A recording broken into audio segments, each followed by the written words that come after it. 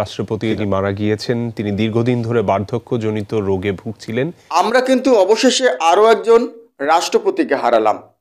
এই রাষ্ট্রপতিকে হারিয়ে আমরা কিন্তু আসলেই শোকাহত, কারণ তিনি বাংলাদেশে দীর্ঘদিন যাবৎ রাষ্ট্রপতির দায়িত্ব পালন করেছেন এবং তিনি কিন্তু 1978 সাল থেকে 2002 সাল পর্যন্ত বিএনপির নেতৃত্বাধীন হয়ে বিএনপির নেতৃস্থানীয় নেতা হয়ে তিনি কিন্তু কাজ করেছেন।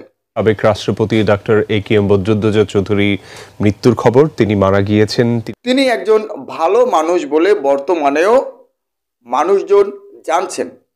তবে তিনি 1978 সাল থেকে 2002 সাল পর্যন্ত বিএনপি ঘরানার থাকলেও 2002 সালে কোনো এক বিতর্কের জের ধরে রাষ্ট্রপতির দায়িত্ব থেকে নিজেই পদত্যাগ করেন।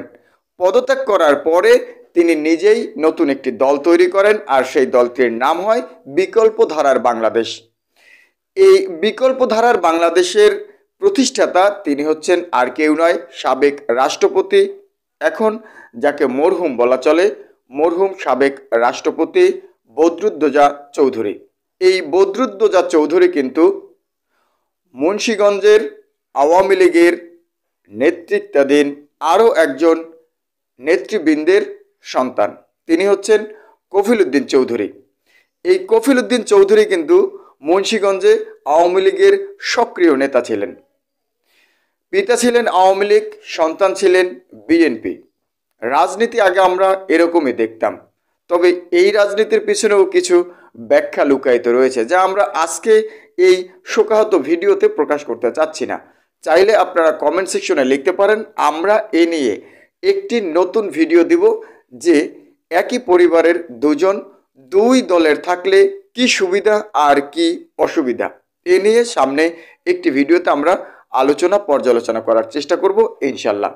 তো বাংলাদেশের এই যে একজন সাবেক রাষ্ট্রপতিকে আমরা হারালাম, এই রাষ্ট্রপতির সাথে আমাদের বর্তমান যে রাষ্ট্রপতি রয়েছেন, এই রাষ্ট্রপতির কতটা মিল রয়েছে, বা বর্তমান রাষ্ট্রপতির বেলায় যদি এরকম কোনো ঘটনা ঘটে যায়, মানুষ মরণশীল, যে কোনো সময়ে মানুষ মৃত্যুবরণ করতে পারে, আপনি আমি যে কোনো সময় যে কোনো লোক, তো তার বেলায় যদি এরকম কোনো ঘটনা ঘটে যায়, মানুষ কি এই বদরুদ্দোজা চৌধুরীর মতোই তাকে ভালোবেসে বিদায় জানাবেন, নাকি ঘৃণিতভাবে বিদায় জানাবেন?